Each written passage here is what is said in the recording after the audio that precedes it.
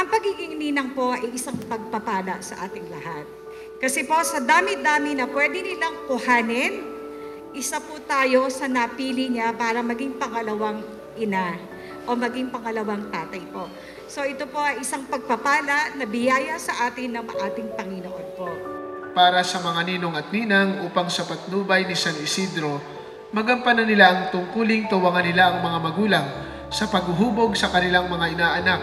Manalangin tayo sa Panginoon.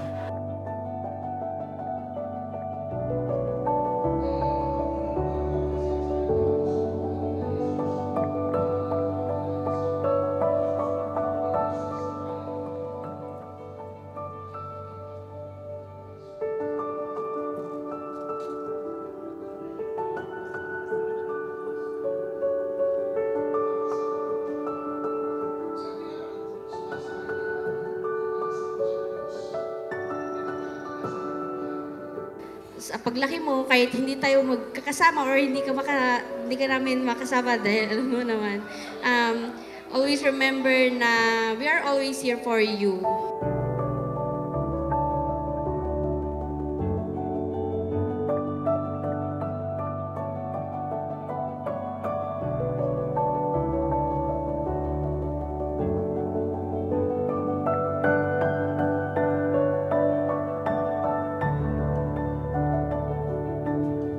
Wish ko lang kay Baby Zian is una, magkaroon ng takot sa Diyos at lumaking mabait at matalino.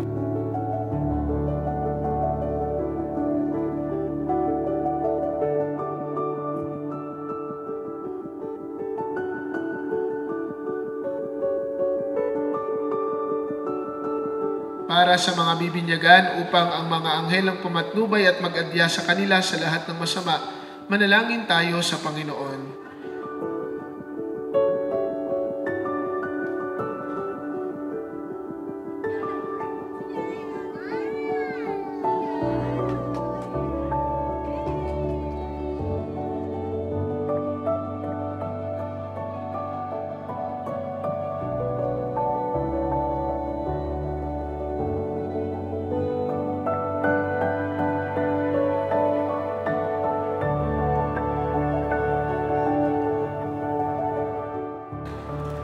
Ang damit pambinyag ay tanda ng muling pagsilang kay Kristo at ng dakilang karangalan ng mga anak ng Diyos. Naway manatiling wagas at walang mahidungis ang kanilang karangalan hanggang matamo nila ang buhay na walang hanggan.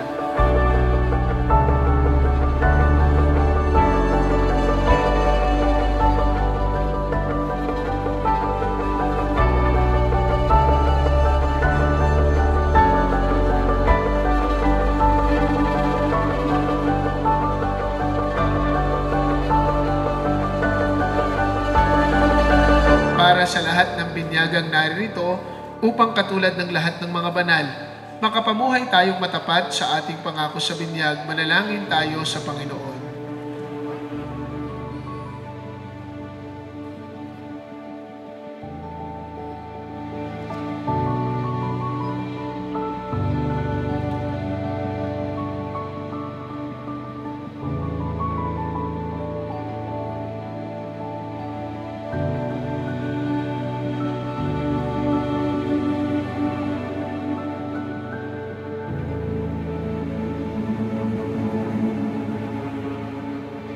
Kami, mga tito ninong mo, nandito lang kami kahit na medyo magkakalayo yung lugar natin. So,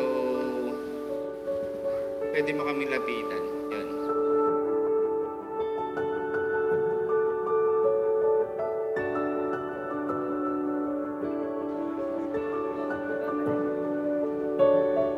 Maraming salamat po.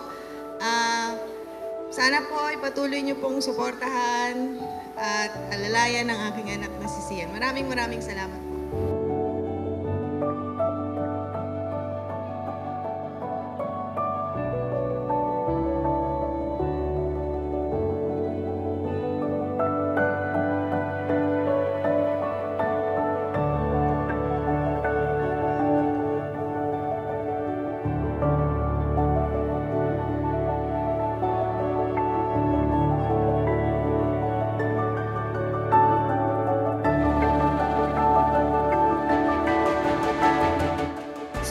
family and guests the sense of unity and celebration on this special day.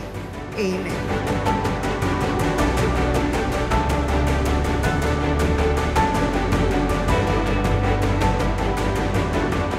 Sumayin niyo ang Panginoon at pagpalain kayong lahat ng mga pangyarihang Diyos Ama, Anak at Espiritu Santo. Ang mga bata pong ito ay nabinyagan na, ihanda po natin sila upang tanggapin ang sakramento ng unang pagkukumunyon at sakramento ng kumpil.